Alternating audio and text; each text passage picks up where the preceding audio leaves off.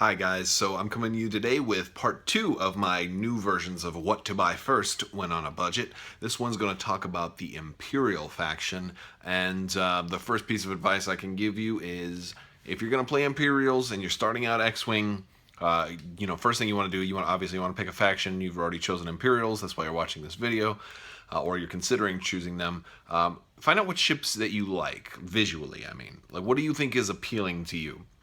Because that's the most important thing. The most important thing is that you have fun. So pick something that you think is a good time, that you think looks cool, and then go from here because that's going to influence it. Something I might say, oh, don't get a TIE bomber. TIE bombers are terrible or whatever.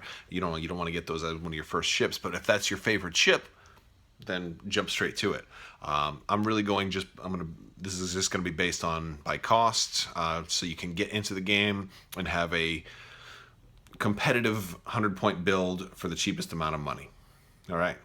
So when starting an Imperial collection for X-Wing, the first thing you need to get is a Corset. There are two Corsets. There is a classic Corset, and there is the Force Awakens Corset. Now, why are there two Corsets? Well, for the longest time, there was just this one. Then they came out with this one. There's different. Basically, they both each have two TIE fighters and one X-Wing, but this is the original trilogy and this is the Force Awakens. So they're the inverse color scheme: black TIE fighters with white solar panels. They're the First Order TIE fighters, and it has the T-70 X-Wing in it. And this one has the classic TIE fighters with the T-65 X-Wing. There are different TIE fighter pilots in each of them, and there are different upgrades in each of them. These ships are a little bit better. And this has the better damage deck, so I would suggest starting with this Corset. You're eventually going to want both of them. It's also good to have two Corsets because you're going to need extra dice. It's good to have a spare set of maneuver templates. It's good to have spares of everything. And also you can typically find these on sale for less than $30. So it's a really good value to get 3 ships for the price of one. However, if you're only playing Imperials, you're going to get 2 TIE fighters in each one. Still a pretty good deal. If you can find it, especially if you get it for like about 21 or so, then that's like $10 a ship, whereas a TIE Fighter's normally would be 15, unless of course you get it on sale. So I would say start with this one. This one also has the newer damage deck, which is gonna probably be the standard when moving forward into 2016 and beyond. Although right now you can still use either one. So that being said, that's not enough to get you a 100-point build, but you do need this. There is some stuff that's not out yet that I haven't covered. There's a Gazanti, which is going to come out. Well, this is a huge ship. Huge ships we're not even talking about. Don't worry about it getting any huge ships right now. Those are for once you're really into the game and you want to play the epic format. The Gazanti is coming out. That's going to have some extra TIE fighter pilots, so we don't know too much about them. We've only seen one. It's not something that you're really going to need. There's also an Inquisitor's TIE coming out, which is from Rebels. There's a whole other wave coming out from Rebels. It looks like a very defensive ship, but I definitely wouldn't suggest it as if you're new to the game. Also, we really don't know that much about it yet. We've only seen a little bit spoiled. So on to the list.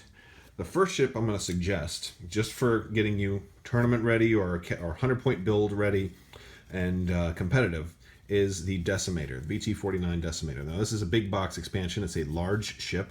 It is one of the most expensive ships in the game. It can take a whole lot of stuff. You can put a ton of things on here. In between this and a couple of First Order TIE fighters, you'll be very, very close to filling out a full 100 points.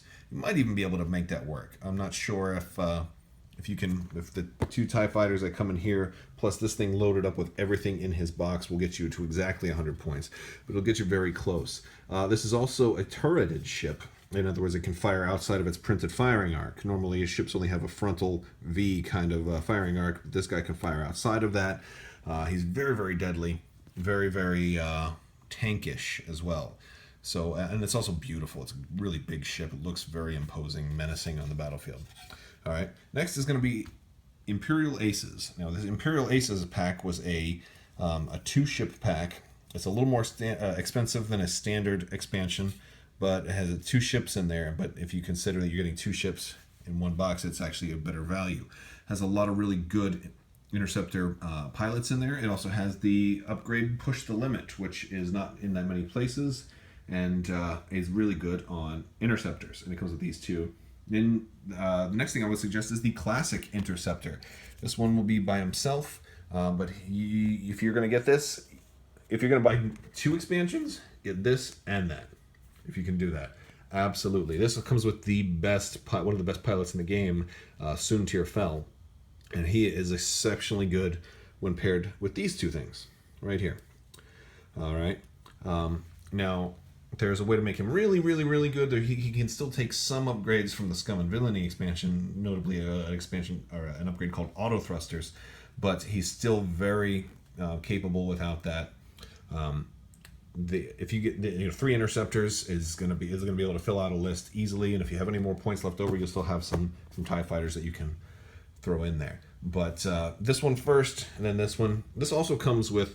Every ship is going to have at least 2 unique pilots with it that come with its particular expansion.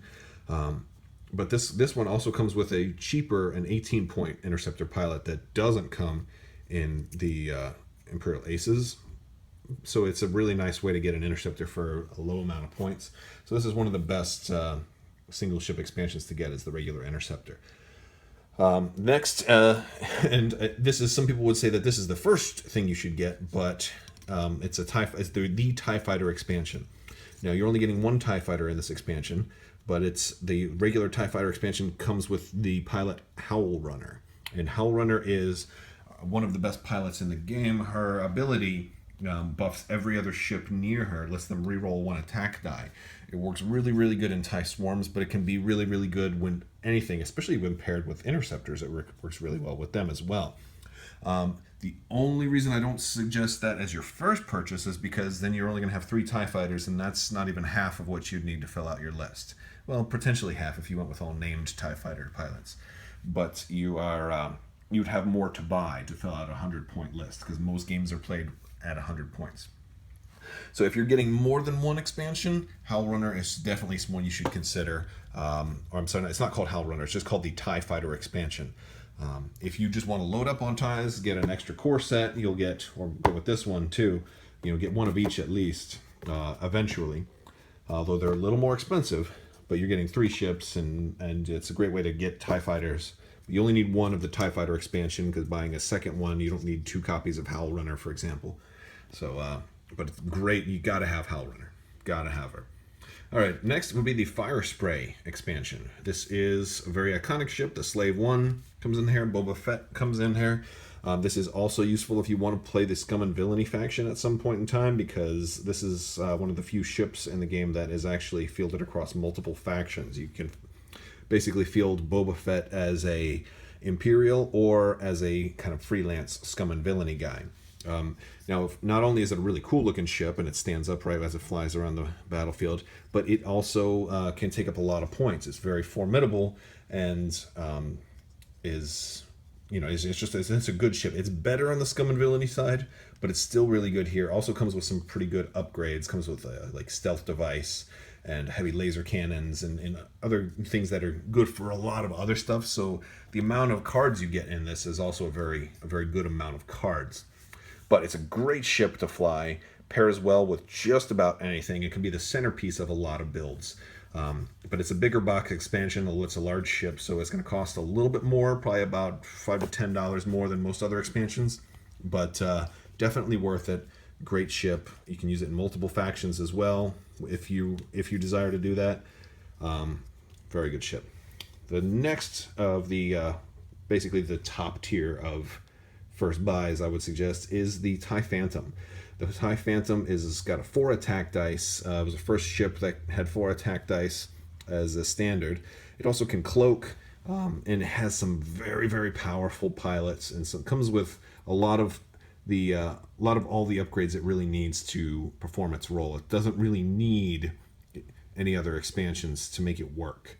That's a great thing about this ship. Now the cheapest model comes in at 25 points, but you can get one close to 50 points, like in the 40s or so, kitted out with just the stuff that comes with it. So that's a great way to go, like a Fire Spray and a Phantom, and then maybe add 1 TIE Fighter, and you've got yourself a nice little build there. But this is used in a lot, like these guys are used a ton, although some of the rules on decloaking have changed since this ship first came out. but it's still a good ship. It's a lot of fun, and figuring out how to cloak and decloak and how that's going to impact your maneuvers is a lot of fun. I'm going to move on to the second tier. If you're going to buy multiple expansions, then maybe you'll consider some of these. So we've got the TIE Punisher, the TIE Bomber, and the TIE Defender. Now the Punisher is one of the newest ships. It's actually pretty cool, but one of the reasons I don't suggest this one right away is because if you're on a budget, you're going to want to buy 2 of these because it comes with special new bomb tokens and the ability to lay more than one of them down at the same time. Problem with that is it only comes with the cardboard token for one of them to be down, so it kind of encourages you to buy a second one. It does come with a lot of really cool new stuff and some fixes. One of the fixes is for the Bomber, and one of the fixes is for the Defender. So that's cool, but like these 3 kind of pair together well if you're looking to buy multiple expansions. So there's that. The Bomber is pretty good. There's a couple of ways to field it. You can field it just a naked cheap Bomber as kind of a tankier swarm ship, but I think the Bomber is not really as impressive now unless you have this guy. You can almost requires it, although the Major Rhymer's still pretty good here. It's just, I don't know. I definitely wouldn't suggest Bomber being one of your first like 2 expansions. Maybe if you're going to buy like 5 or 6, then you get like these 3. The Defender was, I don't know, it was meant to be one of the best ships in the game, and I think it just fell short of that. The fix that comes with the Punisher makes it a little bit better, more maneuverable, but it's still not quite there yet. It needs some support, and it is expensive, so you can help fill up a list with it. I never really cared for it that much, and this is one of those, if you like the EU and you're familiar with the ship and you like the way it looks, it does look cool, then by all means you can have it be your first or second expansion. But if you want it to really shine, it's going to need some support, and one of those things it'll need is from the Punisher. So not the cheapest option to go if you can only afford 1 or 2 expansions. All right, then the bottom tier is the Lambda. Now the Lambda is not a bad ship. It just is very much a support type of role, and the TIE Advanced. Now the TIE Advanced is actually a great ship, but it's very expensive to make it work right. Both of these are in this last group is because if you really want these 2 to fly, you're probably going to want to get an Imperial Raider. An Imperial Raider is the huge ship and comes with the fixes for this, and it also comes with the Emperor, which works really, really great on this. But it's like a $100 ship. Now, granted, you probably find it on sale, but you're watching this because you're on a budget and you don't want to have to spend $100 for one ship just to get the upgrade cards that come with it. So if you're going to do that, these are great. These are really great. And there's still uses for this guy even without that. But the TIE Advanced is really a weak ship without the fixes that come with the Raider. So if you have a Raider or somebody's got a Raider and they're going to give you some of the cards, this is a great ship to fly and might even be one of your first choices. But it's going to be expensive to get it where it needs to be. The Lambda, one of the things I love most about the Lambda is it comes with a lot of really good upgrade cards that are good for a lot of other ships. But by itself, its biggest weakness is its lack of maneuverability. So it's kind of hard. You need an engine upgrade to go on it to really make it formidable, and those only come with other huge ships, so they're expensive to get.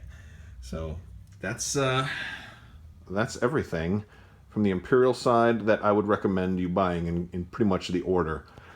This first, then something from this row. Then if you're going, you've been spending more, maybe try these guys. And then if you're really going to be fully invested in the game, you can look into getting those 2 over there too. All right, so that's the Imperial ships and what to buy first when on a budget. If you like this video, I'd love it if you would like it and subscribe and leave a comment and all that good stuff. And thank you so much for watching, and stay tuned for the conclusion in this 3-part series from the Scum and Villainy faction.